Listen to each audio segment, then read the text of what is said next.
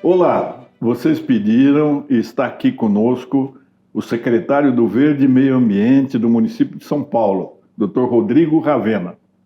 Obrigado por ter aceito o nosso convite.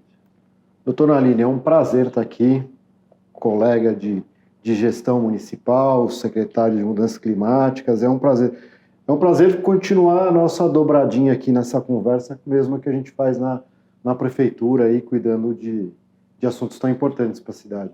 Olha, eu não conhecia bastante o Rodrigo Ravena.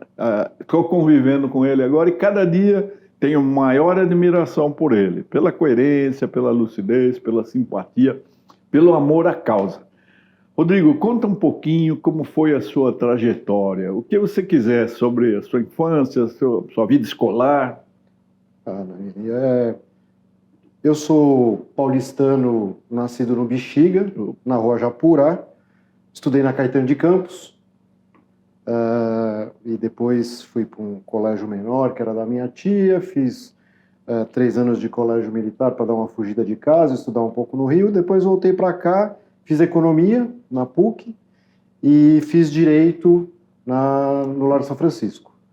E, bom, fui servidor da Câmara por 35 anos, cheguei a diretor-geral da Câmara e desde 2015 estou na Secretaria do Verde e Meio Ambiente. Um tempo como secretário, depois como chefe de gabinete e agora de novo como secretário. Mas é a pauta que mais me encantou nessa trajetória longa aí de serviço público, com mais de 40 anos.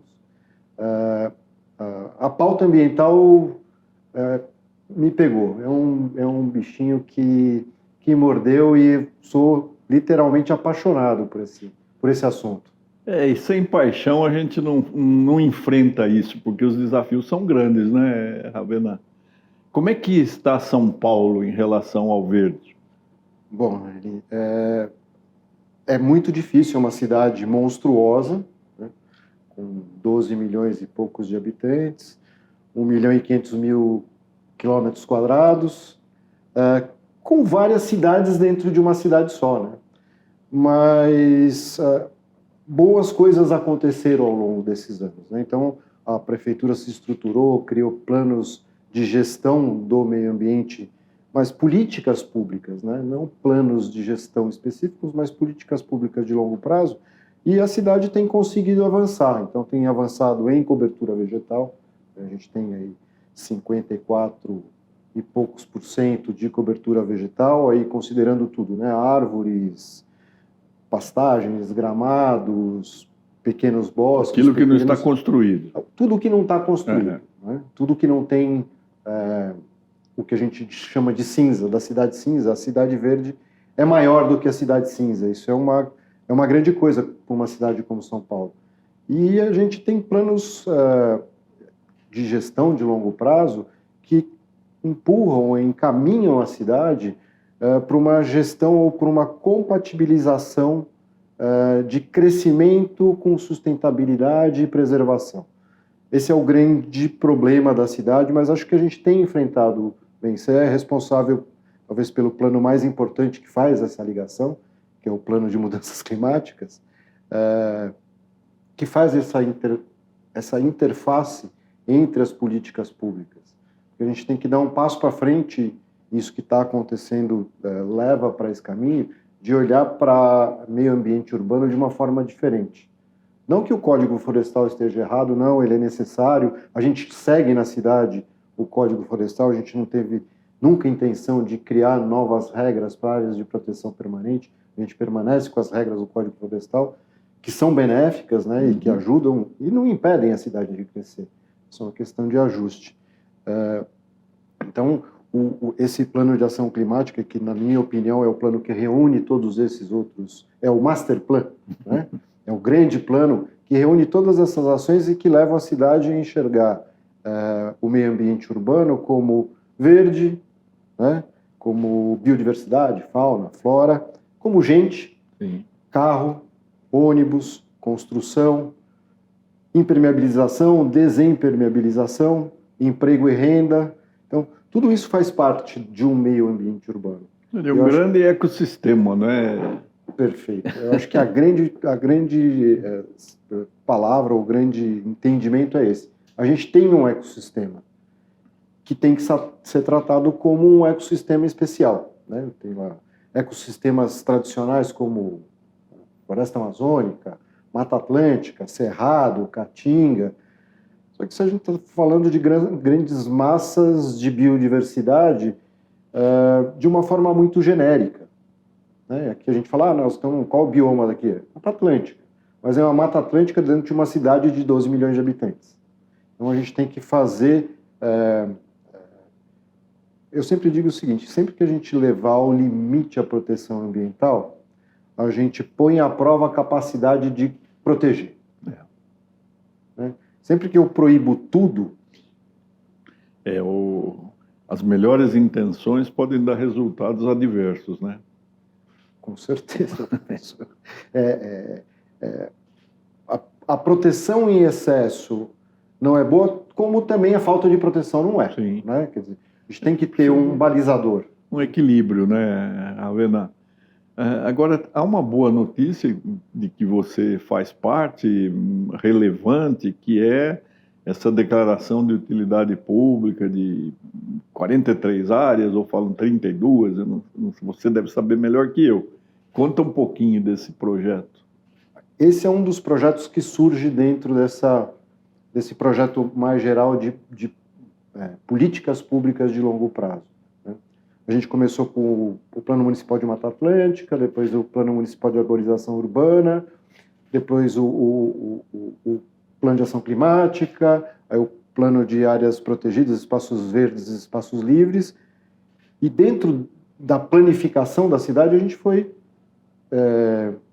elencando e aprendendo onde as áreas mais vulneráveis e as áreas que deveriam ser protegidas estão. Então elas foram mapeadas e a partir desse mapeamento e considerando as obrigações nesses planos, a gente apresentou um projeto que desapropria quase 11% da cidade, em território, são 150 quilômetros quadrados, cidade de Paris mais um pouquinho, que basicamente o que é? É floresta em pé. Maravilha. A gente não quer... Isso é importante dizer, né? Porque sempre que a gente fala, não, está desapropriando, não vão comprar a terra, não vão tirar nada de ninguém, num processo natural, onde o proprietário será pago, mas não vão tirar ninguém que mora regularmente, ninguém que tenha atividade comercial estabelecida, que tenha propriedade regular do espaço, mesmo que a mancha na declaração de utilidade pública abranja algumas áreas que estão ocupadas de forma regular. Numa das manchas tem uma escola, não vou desapropriar uma escola, né? A escola permanece. E o que eu quero e o que a cidade quer, e essa é a ideia, é preservar o que está no entorno destas áreas que ainda são remanescentes de Mata Atlântica. Antes que se comprometa e haja uma ocupação, um adensamento, né, uma verticalização. Agora, Ravena, a população pode colaborar? Qual seria a forma dela se conscientizar de que existem esses planos, esses projetos, mas de que a prefeitura sozinha ela não tem condições de cuidar de tudo, né? Nós precisamos da sociedade civil. Estou falando o óbvio? Não, eu acho que esse é um mote, eu gosto disso. Para mim, isso é um mote. A prefeitura nem o poder público pode tudo. Sim. Né? O poder público pode encaminhar ações, pode influenciar decisões, pode encaminhar a forma de crescimento da cidade, mas sem a participação da sociedade civil, diretamente nos conselhos da cidade ou indiretamente na participação da construção dessas políticas públicas, é quase impossível. Né? Então, enxergar novas formas de construir, conversar com o setor da construção civil, qualificação de projetos, não basta um decreto ou uma lei dizendo tem que fazer assim.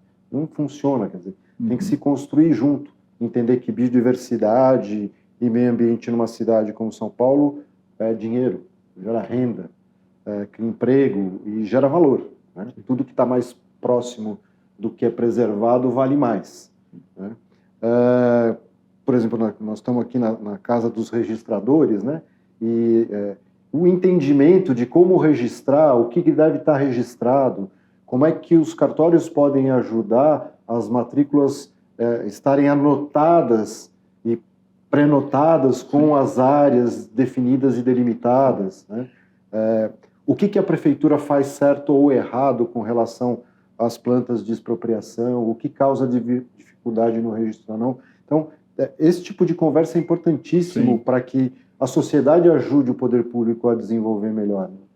Eu sempre pensei, Ravena, que o registrador imobiliário é um grande protagonista, é talvez aquele guardião formal daquilo que deveria ser preservado. Então, a APP, não é? Reserva Legal, a RPPN, não é? E eu estou falando de sigla porque quem nos ouve conhecem essas siglas, são as nossas siglas aqui do direito registral imobiliário.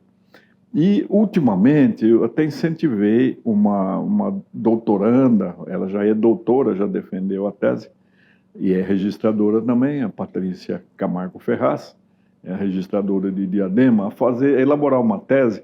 Ela propõe que os créditos de carbono também sejam certificados pelo registro de imóveis. Porque está uma venda, uma certificação, que você não pode acreditar que toda certificação, que a área existe, que tem verde ali. E o cartório já é esse repositório, né, o registro de imóveis.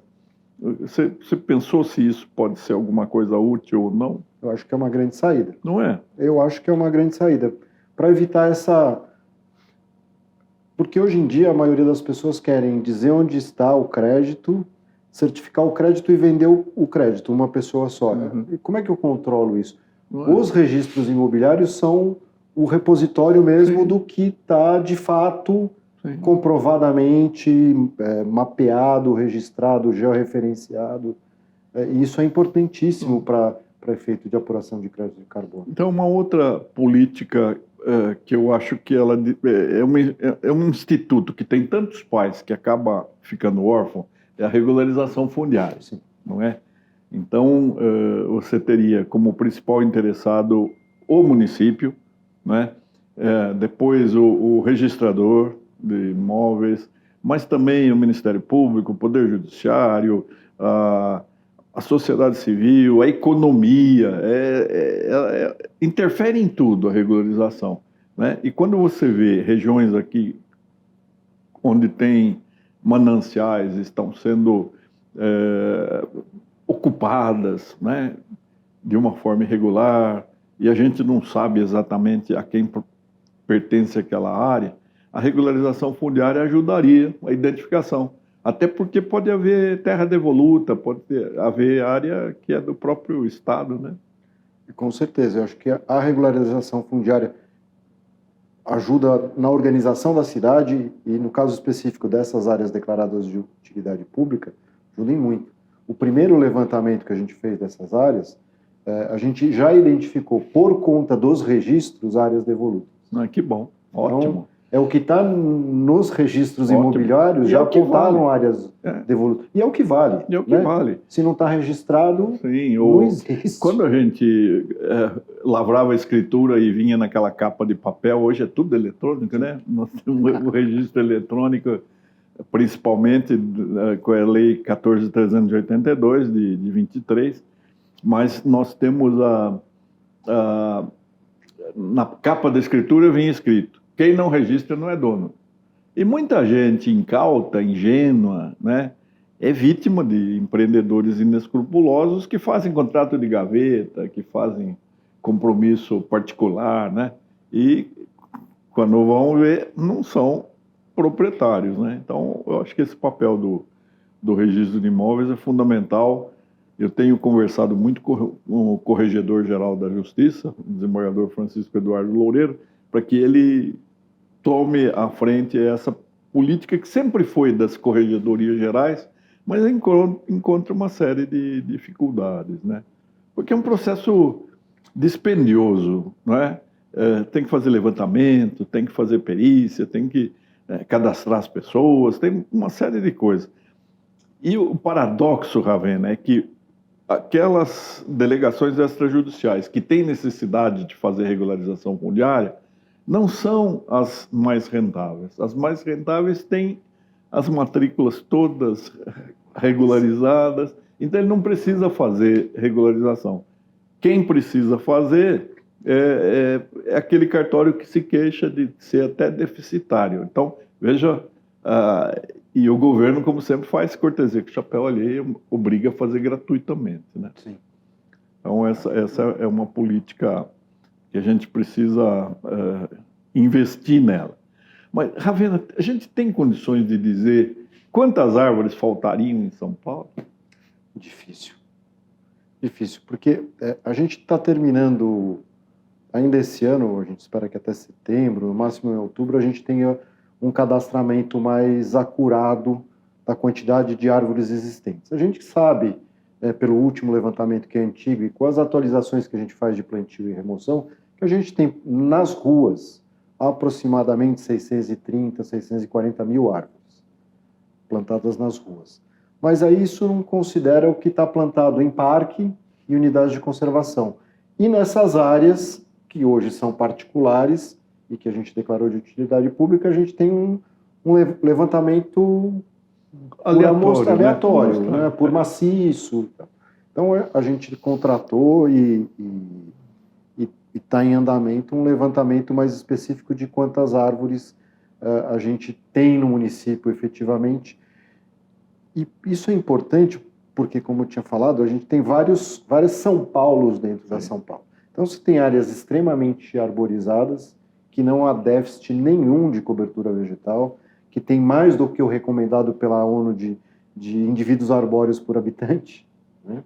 E tem outras áreas que são absolutamente carentes de cobertura vegetal. E essas áreas, infelizmente, elas não têm nem espaço, né, para receber. Eu tenho visitado alguns bairros da Zona Leste e falo daquela coisa utópica, né? Plante a sua árvore em frente à sua casa. Uma senhora me chamou e falou assim: venha ver, eu não tenho 30 centímetros de passeio, de calçada, aquela ocupação. Então, é uma coisa bem difícil, né? A gente propôs aí no Plano Municipal de Arborização Urbana alternativas para esse plantio, né? A criação de vagas verdes, então substituir a vaga de carro por plantio de árvore. Tem uma resistência, isso tem que ser sempre negociado. Aí a gente está numa cidade que a cultura do carro ainda é muito forte. Terrível, né? Então, mas isso já está acontecendo. A gente fez alguns plantios de vaga verde na Zona Leste e na Zona Sul, onde era possível e onde houve o acordo. Por isso que a participação da sociedade civil é importante, né? Traz o morador da rua e fala: aceita, concorda, onde é que põe, onde é que não põe, e criar espaços alternativos para cobertura vegetal. Então, a gente tem muito que a gente chama de arquitetura de ocupação, né? Que são os antigos assentamentos informais ou favelas que se consolidaram e viraram moradias e grandes blocos sem área definida, sem lote definido, sem calçada, sem área institucional. Então, a gente pensar em alternativas como telhados verdes, empenas verdes, no limite, né? Isso está mais para o longo prazo, mas um dos objetivos dessa política de arborização é, lá para frente, quando a gente tiver protegido tudo que é necessário proteger, a gente começar a comprar espaços para criar áreas verdes onde não é possível ter área verde. Então, existem muitas, eu não tenho ideia da quantidade, mas eu lembro ainda quando eu advogava aí, de ter muita herança vacante. Sim. Então, olhar para esses imóveis que estão atualmente em poder do Estado e que não vão ter destinação de moradia nem nada, e a um custo mais baixo trazer para o município e criar espaços verdes onde não tem. O Estatuto da Cidade, ele prevê até a requisição, o confisco de imóvel abandonado. Nós temos imóveis que foram abandonados, né? Eu acho que falta, assim, eu não sei se é coragem ou se um pouco de audácia para fazer esse levantamento e há casarões caindo, né? Recentemente nós vimos aí e aquela polarização. No Brasil tudo é polarizado. Então, derruba porque está caindo, não, tem que restaurar, tem, né? Então, mas esses que não têm mesmo condições de recuperação poderiam ser destinados a áreas verdes, né? Mas como nós estamos falando em árvore, Ravena, é bom que você explicasse. Eu mesmo não tinha noção de que a arborização que foi feita naqueles bairros padrão, nos bairros assim, nos loteamentos City, etc., que as árvores não eram as mais adequadas, né? Conta um pouquinho aí, você que fez, depois fale também do guia de reposição arbórea, não sei o nome técnico. O que a gente tentou olhar nesses planos todos, o primeiro foi olhar para o nosso bioma, a Mata Atlântica, e olhar para as árvores que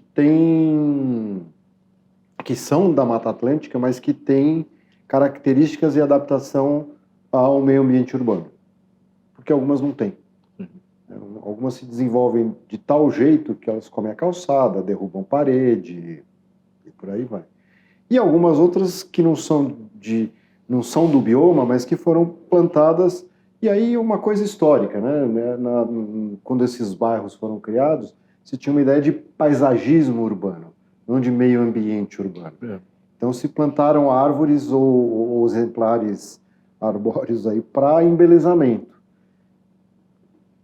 com tamanho incompatível para calçada, com desenvolvimento incompatível para a região, com dano para as calçadas, e isso impacta diretamente a mobilidade na cidade. Então a gente tem muita árvore na cidade de São Paulo, especialmente nesses bairros, né? E nos bairros que têm uma arborização mais consolidada, como Jardins, Higienópolis, Perdizes, árvores muito grandes, que já chegaram no final da sua vida útil, estão chegando no final da vida útil, e não são mais apropriadas. Já não sequestram carbono não, também, elas né? são um simples repositório de carbono. Elas têm lá elas são um estoque de carbono armazenado, que é bom, mas elas não sequestram mais nada, né? Então, esse debate que a gente está travando agora, e é importante falar, você vai tirar uma árvore centenária para plantar uma mudinha DAP7, quer dizer, com 7 centímetros de diâmetro do caule. Mas essa mudinha vai sequestrar tanto carbono e o risco dela causar algum dano, como a gente viu, né, de árvores caindo, derrubando fios, machucando gente, danificando o carro, né? É muito menor, né? E o que se pode fazer fazendo um plantio coordenado, usando o guia de arborização urbana que a Secretaria elaborou com espécimes e como plantar em cada lugar. E esse guia é disponível, né? Disponível no site da Secretaria, está lá, Biblioteca Guia de Arborização Urbana. Não, isso serve para todas as cidades, não é só para São Paulo, não, porque é para o nosso bioma. É claro que a Mata Atlântica ela vai do Rio Grande do Sul até Pará, né? Que eu deveria ir. Mas a adaptação é possível. Por exemplo, a cidade de Salvador, há uns anos, pediu autorização para fazer a adaptação do guia para eles. Olha aí. Eles pegaram o nosso guia e levaram e fizeram a adaptação. Mais alguns, porque eles têm mangue, tem outros tipos de... Mas o importante é isso, a hora que a gente substitui as árvores que estão ou com tamanho impróprio, ou são tipos impróprios de árvores para plantio urbano, põe aquelas que são próprias e faz o manejo, quer dizer, poda e o controle de crescimento delas de forma continuada, as árvores não deixam de ser um problema e passam a ser o que de fato elas são, uma grande vantagem para uma cidade que esta. 2023 foi o ano mais quente, eu nem sei como se chega a esse cálculo, 125 mil anos. Nem sei como é que eles calcularam, mas eu ainda perguntei, 125 anos? Não, 125 mil anos. E num dia só de novembro, parece que dia 9 de novembro, caíram 1.000 árvores, né? A única coisa que eu não concordo é que atrapalhou os fios. Não, os fios deviam estar enterrados, né? Cidade civilizada tem fio subterrâneo. E nós ainda aqui temos essa fiação aérea, né? Mas as árvores, elas garantem uma temperatura muito mais saudável, mais amena, não é? A diferença... É de 3 a 5 graus, né? Então, O que a gente está sofrendo hoje a temperatura está 5 graus acima do que deveria estar. Se tivesse tudo arborizado, a gente não sentiria tanto o efeito sim. desse calor de 5 graus a mais, Sim. porque a árvore faria a retenção. Além da diminuição da temperatura, a árvore também é um parador, um obstáculo para a chuva, Sim. porque ela segura na sua copa um pouco da chuva, não deixa toda a chuva cair de uma vez só. E ao mesmo tempo, com a ecotranspiração, ela ajuda a ver chuva, que nós precisamos de chuva, não é? O mês de abril de 2024, acho que não caiu 30% da água que deveria cair, na média histórica. Vejam que, né? Enquanto isso, Rio Grande do Sul, que tragédia. Né? Alagado, né? Que tragédia. Então, e a gente ainda, Ravena, que não acredita em mudança climática. É negar fato, né? Está dado, quer dizer, no Rio Grande do Sul, eu li hoje, eu não tenho a fonte, mas eu li num site que o Rio Grande do Sul tem 10 das cidades que mais choveram no mundo inteiro. Num dia. Num dia. Em 24 horas. É impressionante. Agora, não é o tipo de ranking que nós queremos, não, né? Não, é um absurdo. Nós não queremos esse ranking, né? Está acontecendo. Então, a gente precisa acordar para a questão ambiental, para a questão ecológica, para a questão de cada um de nós ser um guardião da natureza, um protetor da natureza, não um detrator, alguém que destrói a natureza. Ravena, como é que anda a questão de viveiros? Nós temos viveiros suficientes? Como é que funciona essa questão de produzir mudas? Nós temos 3 viveiros. Né? Um viveiro no Parque do Carmo, que cuida basicamente de arbustivas e ornamentais. Temos o Manequinho Lopes no Ibirapuera, que recebe as mudas advindas de termos de compromisso ambiental, de TCAs, ou de TACs, né? E temos o Semucan, que é o viveiro que produz árvores, que é em Cotia. Né? Então, esses 3 viveiros, por enquanto, dão conta do que a prefeitura faz de plantio. A gente está plantando, em média, aí, 85 mil árvores por ano. Então, essa produção entre recebimentos de termos de ajuste de conduta ou de compromisso ambiental e mais a produção que a gente tem, está dando conta do que a gente precisa em termos de árvores. E o Carmo está dando conta de atender aí a demanda de manutenção de praças e canteiros. Então, a gente tem isso bem estruturado e para isso ficar melhor distribuído, porque a gente tem um viveiro em Cotia, um viveiro no Ibirapuera, que é difícil acesso, e um viveiro lá na Zona Leste, no Carmo, e como a gente tem a gente tem restrições de rodízio e tudo mais, a gente está criando 4 viveiros estacionários. Então, para que as mudas fiquem nas mais 4 próximas, regiões da cidade onde seja possível, sem entrar no centro expandido, não tem o rodízio, para que a gente possa fazer o plantio o dia todo. Eu não tenho que esperar o caminhão entrar, por exemplo, para pegar mudas de TCA no Manequim. O caminhão tem que entrar às 4 horas da manhã e tem que sair antes das 10. Senão ele fica parado no Manequim para sair no dia seguinte. Então você adiou um dia o plantio. Então, pegar essas mudas, levar das 4 às 10 da manhã para esses viveiros estacionários, e dali sair a qualquer hora para plantar. Porque a gente tem um contrato bem robusto e bem montado de plantio. Então, a ideia é que a gente tenha 3 centros de produção e 4 viveiros, por enquanto 4.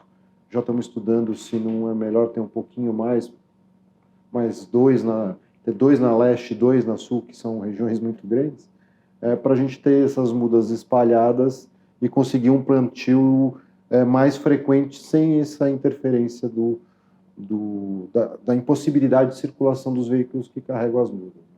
Você tem ideia se a população pede para ter mais árvores, tem interesse?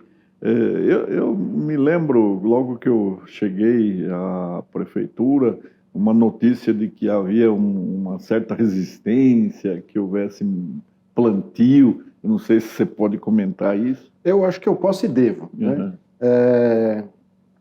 É uma coisa muito interessante. A cidade, você falou no começo, né, as coisas de polarizar.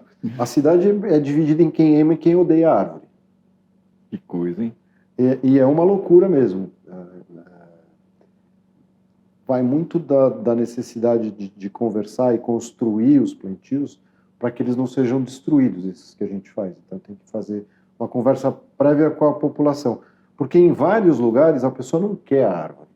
A pessoa enxerga a árvore como uma coisa que vai destruir a calçada, que vai sujar a calçada, cai folha, que vai entupir a calha, que vai... Eu já ouvi de um ex-prefeito que árvore seria uma coisa onde ladrão se esconderia atrás da árvore. Tem essa conversa também. Serve de esconderijo. Eu acho que ao longo do tempo, isso é o que a gente está tentando fazer, e do outro lado tem gente que pede parceria com a secretaria, pede muda para plantio, faz ação regular de plantio. Aqui vamos dar nome aos bois. A subprefeitura da Vila Mariana é uma parceira importantíssima nesses plantios, que sempre está fazendo e se encarregando de fazer plantios comunitários, trazer gente para plantar. Isso é muito importante, a gente está aberto para isso, né? Porque tem um plano permanente, né? Um projeto permanente de doação, que a secretaria doa a muda desde que a pessoa se identifique e diga onde vai plantar, plantou, manda uma fotinho e a gente vai conferir se está plantado, se está mantido e tal. Não tem nenhum ônus, né? Mas é só para um controle de onde está a árvore. Então tem muita gente que gosta de fazer plantio, que gosta de árvore, gosta até demais de árvore, né? Que abraça a árvore quando ela está caindo, mas... Mas esse episódio houve mesmo de resistência ali, Sim. De fato mesmo? Sim, a gente fez... Faz muito tempo a gente estava fazendo um plantio grande numa avenida, sem dar muitos nomes, porque senão fica fácil saber quem foi. E uma avenida de comércio, e a gente estava fazendo um plantio da prefeitura pela secretaria, e a gente recebeu uma ligação, eu recebi uma ligação. Você está louco, você está plantando árvore embaixo da fiação. Mas não, estou plantando tal espécie, de tantos em tantos metros, com o recuo necessário do meio-fio para não ficar embaixo da fiação, e a manutenção será feita por mim durante 2 anos, então ela não vai crescer para chegar. Ela vai ser direcionada, está com um tutor, né, que encaminha, está com o tutor, está plantada como ela deve ser plantada embaixo de fio, porque pode plantar embaixo de fio. Não pode plantar de qualquer jeito, mas plantando corretamente pode. Não, tira. Então, a gente perdeu aí 3, 4 dias para fazer novamente a conversa, conversar na subprefeitura, conversar com os lojistas, explicar o que estava acontecendo, trocar 1 ou 2 de lugar para se permitir o plantio das outras 50. Mas tem isso, tem uma resistência. Que coisa, hein? Você falou da compensação. O pessoal está honrando esses taques, assim? O Ministério Público fiscaliza? Diretamente o TAC não, né? Ele pede informações, eu não vou dizer que não, fiscaliza, porque eles pedem ofício o tempo inteiro de todas as áreas que estão aí sujeitas à autuação ambiental, eles cobram o que foi feito, o que não foi feito, se foi feito o plantio compensatório, a reparação do dano, se foi pagar multa, que são duas coisas diferentes. As compensações, que são os termos de compromisso ambiental, que é para obra nova ou para reforma, não tem jeito do cara não fazer. Porque não recebe o habite. Então eu vinculo o plantio à emissão do habite. Então eu tenho Antes de sair o habite, você tem que fazer uma vistoria e certificar que as árvores estão lá e estão vivas. Maravilha. Então, esse eu não tenho dúvida nenhuma que funciona. No lado dos táxis é um pouco mais complicado, porque o cara é um infrator e aí tem a questão da multa. E isso é um outro debate que eu estou tentando levar para frente. Que o que me importa de verdade não é a multa. Eu não quero o valor pecuniário da infração ambiental. Eu quero a reparação ambiental. Sim. Então, a gente está tentando, já tentei uma vez, vou tentar de novo, que a gente consiga dar para o infrator ambiental, não vai ficar sem multa, mas dar um desconto substancial para que ele faça efetivamente Sim. a reparação. Sim. Até as multas, pela minha experiência no tribunal, elas são simbólicas, né? Porque você calcular o valor de uma árvore ou de um grupo de árvores, né? Do que ela significou e do que ela poderia continuar significando, a multa é sempre simbólica, né? Eu fico sempre com medo que haja o princípio do poluidor-pagador se transforme, vale a pena cometer uma infração ambiental porque é mais barato pagar multa, né? Eu acho que um dos pontos é esse, Não é? porque como o valor, a gente mudou aí o regramento para atribuição de valor de multa, que começa em R$500 por exemplar e pode chegar a 10 mil por exemplar, mas tem lá os critérios estabelecidos na legislação brasileira, não inventamos nada, é que não tinha muito, era muito genérico. Eu falei, gente, Código Tributário Nacional, Código Penal, vocês têm uma série de regras que estabelecem critérios de gradação da pena e de multa. Então vamos usar esses critérios e fazer a gradação, primariedade, grau de instrução, noção do regramento, tem, né, uma série de critérios jurídicos para se chegar ao valor da multa. Mas ele é sempre simbólico. Porque, assim, qual que é o valor da derrubada de um maciço arbóreo com 200 árvores? 1 milhão? É simbólico. Então, é mais importante que o maciço seja reposto. Sim. A que custo? Não sei se ele vai gastar 200 mil, 300 mil, 1,5 milhão para repor o que ele retirou. Aí faz sentido, né? Porque fica às custas das expensas do infrator. Sim. Né? E ele paga, além disso, um valor em pecúnia para, como, sei lá. Na verdade, Ravena, o seu trabalho é um trabalho que depende muito da educação, né? Da consciência, né? E lamentavelmente, nós ainda não temos uma consciência ecológica muito consistente, né? Porque senão seria a própria população que ia plantar, cuidar das árvores, cuidar dos parques, não produzir esse excesso de resíduos sólidos, né? Que atrapalham tudo e custam muito ao bolso do cidadão. Porque não é a prefeitura que paga, a prefeitura não tem dinheiro, ela trabalha com o dinheiro dos tributos, né? Então você paga tributo para limpar a sua sujeira. Eu concordo. Não é? Educação ambiental, e mais do que só ambiental, né? Essa educação cidadã, essa educação de convivência pacífica na cidade é super importante. Você não precisa conhecer ecologia profundamente para não arrancar galho de árvore, né? Passar destruindo aquilo que foi plantado e que vai fazer bem para você. Agora, a gente precisa também, Ravena, conscientizar a construção civil, né? Que é um setor tão importante e nesse tempo agora de verticalização, São Paulo tem obras, né? Sim. Para que eles tivessem também consciência para deixar um espaço maior, ocupa aquela vantagem de poder erguer uma altura maior. Né? Como é que chama mesmo isso aí? Tem um nome, não é da nossa área, nós cuidamos mais. Percentual construtivo. Potencial oneroso, qualquer coisa assim. Mas em algumas regiões você pode levantar mais, né? Mas eu acho que deveria haver também uma preocupação com um verde a mais, né? Eu fico triste de ver, por exemplo, não são esses edifícios, mas as moradias populares. Não se deixa um canteirinho, um quintal, né? Um jardim. Então fica aquele pombal, uma casinha atrás da outra, uma casinha atrás da outra. Não acho que isso seja o melhor, né? Quando você vê no resto do mundo aqueles gramados, não tem cerca, não tem muro, né? Aqui É necessário, eu acho.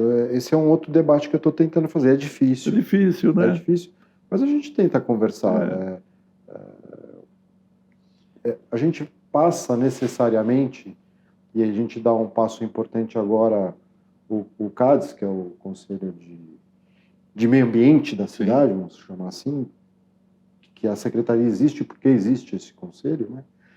Acabou de aprovar que eu incorpore nos licenciamentos ambientais a questão climática. Oh, que bom. Então, Bom. vou começar a exigir laudos, Isso. né, de emissões. Então, a gente vai dando passo por passo e cada um desses passos conversando. Sim. Eu vou incluir tal coisa, eu vou incluir... Não deixa eu incluir tudo sozinho. Vamos conversar? Vamos qualificar projeto. Vamos entender o que a gente tem, o que a gente chama de cota ambiental, né, nas construções, que é aquilo que dá maior possibilidade ou menor de aumentar o tamanho da construção. Vamos incorporar nessa cota ambiental coisas que façam sentido, áreas permeáveis, Sim. pequenos tanques de retenção, plantio efetivo, né? Não aquele plantio sob laje que o pessoal faz, na hora de entregar está lá a árvore, 6 meses depois a árvore caiu e está lá um parquinho, né? Então, qualificar efetivamente o projeto, e eu acho que o grande argumento, já que a gente está numa sociedade capitalista e tem que entender que o lucro faz parte do sistema, que essa qualificação não traz só a vantagem ambiental, traz uma vantagem econômica efetiva. Claro, vale muito mais o imóvel. Então, uma construção habitacional para baixa renda, feita dessa forma, arrasa quarteirão, tudo impermeabilizado, um monte de caixotinho, pombalzinho, nunca vai ter valor efetivo. Sim, não. Né? Vai ter lá o seu valor intrínseco como moradia, mas a história tem dito, ou tem mostrado, que este tipo de moradia se degrada ao longo do tempo, porque ela não é boa de ficar. Sim, sim. E quem melhora um pouquinho a sua situação econômica vai embora. Né? Quer alguma coisinha melhor. Né? Então, eu estranho que o Brasil tem arquitetos que são reconhecidos no mundo inteiro. Nós temos arquitetos que são feras, né? Assim como nós tivemos botânicos como Burle Marx, por exemplo. Eu não estou vendo esses arquitetos produzirem coisas assim que, além do concreto e do vidro, né, tenha também um pedaço de natureza, né, realçada, prestigiada, como não estou vendo sucessor para Burle Marx. Não sei se você está mais na área, se você sabe se ele deixou aí uma família porque os jardins dele, as coisas maravilhosas, né?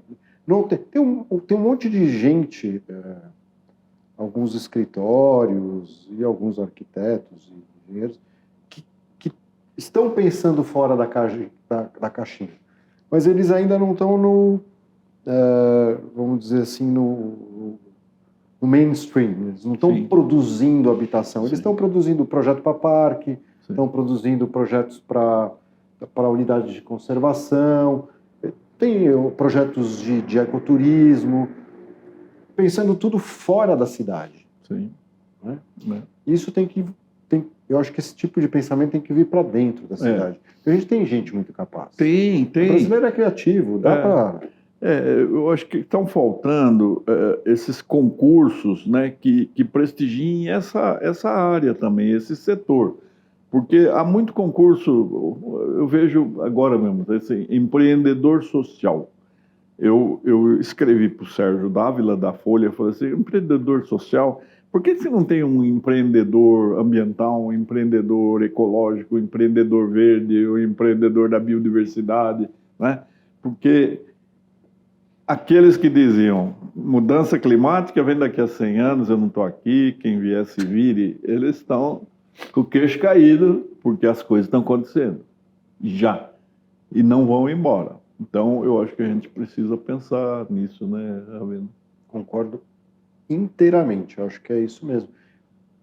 Porque toda vez que a gente falar que um empreendedor é ecológico, ambiental, ou que a gente chama de empreendedor verde, naturalmente ele será social também.